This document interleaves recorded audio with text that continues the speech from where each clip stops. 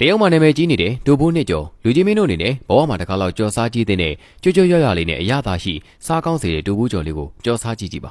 အရသာကအရန်ရှိတာကြောင့်လုံနီးလေးကိုတစ်ချက်လောက်ကြည့်ပေးပါပထမဆုံးဒိုဘိုးနုနုလေးတွေကိုအထူးပါအနေတော်လေးလှီးဖြတ်ပြီးတော့ပြီးရင်တော့ဒိုဘိုးချက်လေးတွေကိုကောမုန်းတွေကိုအခုလိုကပ်ပေးပါပြီးရင်တော့ကျုပ်အနှစ်ရည်ထဲမှာထပ်မှန်နေပြီးစီပူပူထဲမှာတက်ချက်ချင်းစီကြော်ပေးရပါမယ်ဒိုဘိုးတရဲ့မျက်နှာပြင်နှစ်ဖက်စလုံးရွှေအိုရောင်တန်းပြီးကျွတ်လာတဲ့အထိစိတ်ရှည်လက်ရှိကြော်ပေးရပါမယ်ဒိုဘိုးကြော်နေခြင်းမှာအရသာအနှစ်အတွက်ကြိုတင်ပြင်ဆင်ထားရပါမယ်ဘကလုံးတစ်ခုထဲမှာကျက်သွမိတ်ကျက်သွမီနုနုစင်မြို့သီးမှုန့်နဲ့နှမ်းတို့ကိုထည့်ပေးပါပြီးရင်တော့အနံလေးမွေးလောင်စီပူပူလေးကိုအပေါ်ကနေလောင်းထည့်ပေးရပါမယ်ထပ်ပြီးတော့ငံပြရီရှာလကာရီစားနေတကြားအနှင်းငယ်စီထည့်ပေးပြီးအချို့အချင်းအဆက်အနေတော်ရအောင်တေချောင်မွေးပေးထားရပါမယ်